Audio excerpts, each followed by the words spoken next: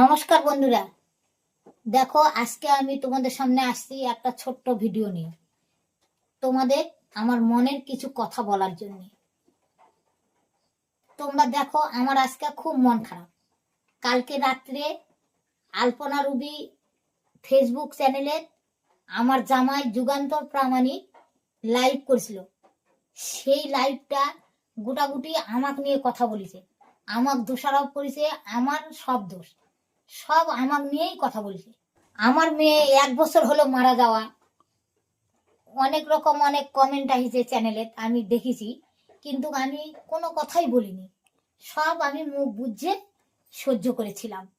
আমি মনে করেছিলাম কোনোদিন কিছু কথা বলবো না। আমার জামাই করে খাচ্ছে আমার জামাইয়ের মতো, আমি করে খাচ্ছি আমার মতো, সেই জন্য আমি কিছু বলতেই চাইনি। কি কারণে চ্যানেল বিক্রি করলাম এটাও তোমাদের সামনে বলবো। আমার মেয়ে বিয়ে দিলাম কেমন করে এটাও তোমাদের সামনে বলবো।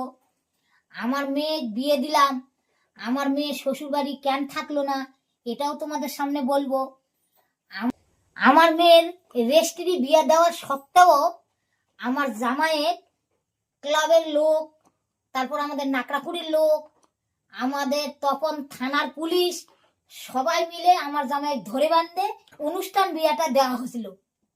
কেন দিছিলাম, কি কারণে দিছিলাম, এটা তোমরা আমার জামাইয়ে কমেন্ট করে জানাও, এই প্রশ্নটার উত্তর দিই।